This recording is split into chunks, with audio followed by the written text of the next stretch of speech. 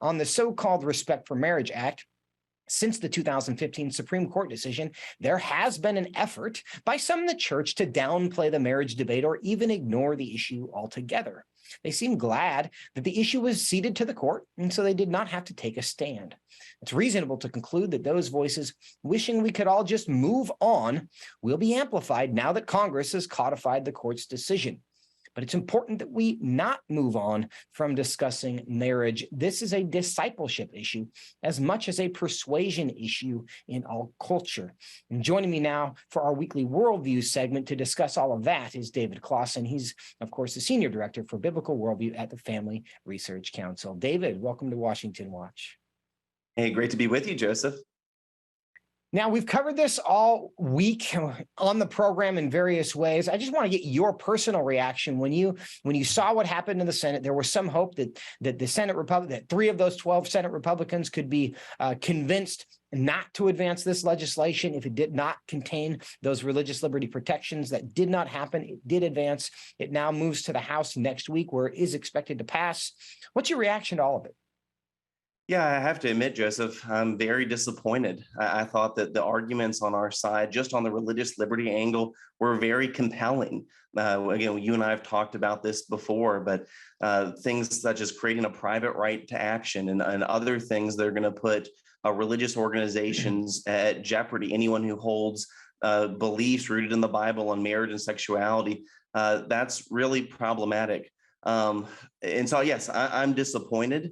But I think I'm most disappointed the fact that probably sometime next week, the United States is going to enshrine in our law a lie about marriage. You know, I've talked about this before. Law, in one sense, is pedagogical. It teaches us things about what is right, about what is wrong. And because 12 Republican senators didn't have courage, we're going to, in our laws, tell something that is untrue about something as fundamental as marriage. And that's not a good thing for our society. Now, David, one of the interesting parts of these conversations for me was the theological arguments, essentially, that were made in support of this legislation and the redefinition of marriage. Some of those came from Senator Lummis from Wyoming. Now, she claimed on the floor to be a Christian, and I cannot challenge her on that point. But in her defense of this position, what she said is that it's important for us to be tolerant. And though I think same-sex marriage is wrong, this is her. This is me paraphrasing her. Same-sex marriage is wrong. I agree with my church. I don't think that's what it is. Personally, I'm opposed to it, but it's important that we tolerate each other.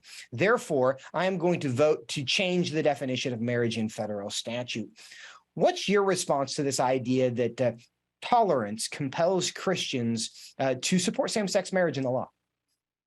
Yeah, I think that's just a faulty theological argument, Joseph. And think about just if you took that argument to its logical conclusion that tolerance is kind of our prevailing ethic.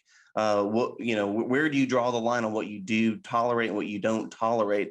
And the idea that Senator Lummis was saying is that there's a Christian understanding of marriage and then some sort of secular understanding of marriage. That just doesn't make a whole lot of sense. It doesn't work. It's problematic. But I think the point you made a second ago, Joseph, on how this is a discipleship issue, I think that's absolutely critical. I looked right before I came on the program, our colleague George Barna did a poll of evangelicals who regularly attend church. So not just people who might identify as Christian, but those who regularly attend church. And 34% of them just 2 years ago reject the idea that marriage is between a man and a woman. And so, again, I think this shows to your more broad point, Joseph, that there is a lack of discipleship. And that lack of discipleship is why you end up getting arguments made on the Senate floor that although marriage is a relationship between a man and a woman biblically defined, we can open up marriage to include another definition that will allow for same-sex marriage, which biblically thinking, that's just gibberish. Yeah, and to that point, and one of the reasons I do think this is a discipleship issue I've heard a lot of people make the argument that, well, we're not being persuasive in the culture, and the numbers bear that out. That is certainly true, that we're not persuading the church, the culture to agree with the Christian position on marriage. In fact, the opposite is true, and the data that you just cited there is evidence of that the culture is actually doing a very effective job of convincing the church to think like the culture with respect to marriage. And to me, that is not a reason to stop talking about marriage. And the primary reason that we inside the church need to continue the apologetic and really the discipleship and the formation around this fundamental institution is not because we're going to persuade the people on MSNBC and CNN to agree with us. It's because we're losing the people in our pews on this issue. And one of the reasons I think that is true is because they see the timid, kind of afraid, slightly embarrassed way we talk about that. The people in the church see their fellow parishioners kind of ashamed of what they think the Bible says about it. And so they end up just drifting naturally toward those who look confident in their position. And if the church cannot speak with one voice, and I would argue that the church is not speaking with one voice, because we have as many people in the church saying, well, either same-sex marriage is a moral good, or at least it's just not that big of a deal, as we do those in the church clearly saying what God thinks about this issue. So when we are a house divided, it's no wonder that we're not effectively communicating the message to the culture in a way that they're understanding. So to me, yeah, you got to get it done inside first, but a lot of us, I think, are making the argument that, well, we should stop talking inside the church because it's not working outside the church. That doesn't make sense, does it?